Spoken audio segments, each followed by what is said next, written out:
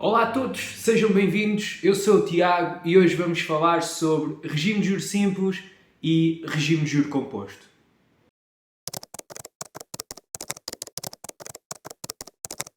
O tratamento do juro pode ser feito de duas formas diferentes, pelo regime de juros simples e pelo regime de juro composto. Regime de juro composto que é, segundo Einstein, a oitava maravilha do mundo, pelo menos é-lhe atribuída essa afirmação. E de facto, o regime de juro composto tem um efeito muito significativo, como vamos ver daqui a pouco. Mas para já, o mais importante é nós percebermos o conceito de juro. Juro é a remuneração de um dado capital durante um determinado prazo. É o custo do dinheiro, no fundo, e está dependente de três variáveis muito importantes. Uma delas é o capital. Se eu pedir emprestado 1 milhão de euros, é natural que pague mais de juros do que se pedir emprestado 500 euros. Outra variável é o tempo. Ou seja, se eu pedir um empréstimo durante 10 anos, é natural que pague mais de juros do que se pedir exatamente a mesma quantia, o mesmo montante, mas apenas durante um ano. E o terceiro fator é a taxa de juros, que é o preço por unidade de capital e por unidade de tempo. Geralmente é expressa em percentagem anual,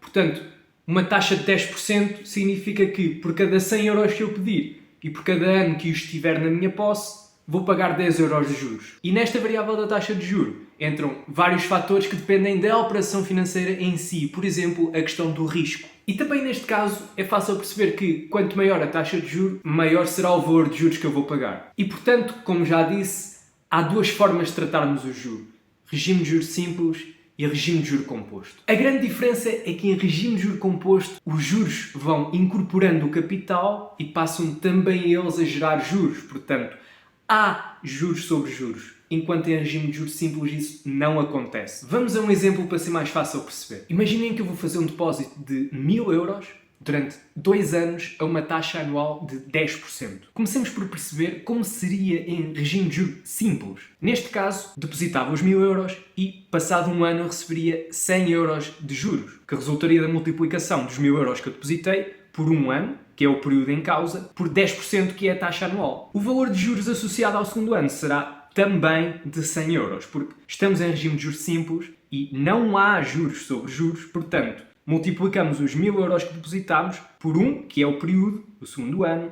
e por 10%, que é a taxa anual, e daqui resultam os 100 euros de juros. E, portanto, neste caso, o valor total de juros do depósito é de 200 euros. Em regime de juro composto, em relação ao primeiro ano, não há diferenças. Portanto, o valor dos juros do primeiro ano de depósito é 100 euros. E resulta dos 1000 euros que nós depositámos, vezes 1, que é o período, o primeiro ano, vezes 10%, que é a taxa de juros. Tal como em regime de juros simples, até aqui não há diferenças. Por sua vez, o valor dos juros associado ao segundo ano já será de 110 euros. Porquê? Porque estamos em regime de juro composto e, portanto, há juros sobre juros, o que significa que não vamos considerar apenas os 1000 euros que depositámos no cálculo dos juros, mas sim os 1100 euros, que são os 1000 que depositámos com os 100 euros que recebemos de juros referentes ao primeiro ano. E, portanto, 1100 vezes 1 vezes 10% dá os tais 110 euros. Assim, em regime de juro composto, o valor total de juros seria de 210 euros.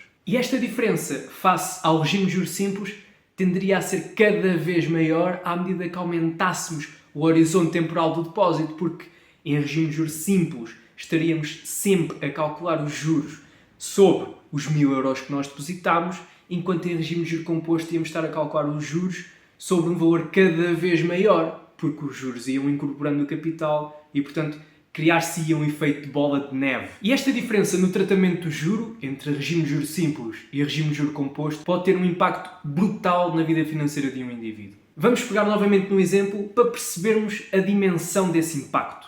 Se eu tiver 50 mil euros disponíveis para investir e se o fizer a uma taxa de juro de 3% ao ano, que é uma taxa bem possível, com produtos com pouco risco, com um período de investimento de 30 anos, em regime de juros simples, chegarei ao final com 95 mil euros. Enquanto em regime de juro composto, chegarei ao final com cerca de 121.360 euros. Uma diferença superior a 25 mil euros apenas pela diferença de regime do tratamento de juros. E, portanto, o impacto do regime de juro composto é muito positivo na ótica do investimento, mas é terrível na ótica do endividamento, em que a lógica é a mesma, mas nesse caso, o facto de haver juros sobre juros não joga a nosso favor. Bem pelo contrário. Daí que também seja atribuída a Einstein a afirmação de que quem entende juro composto ganha-o, quem não o entende paga-o. Para terminar este vídeo, deixo o seguinte desafio. Em regime de juro composto,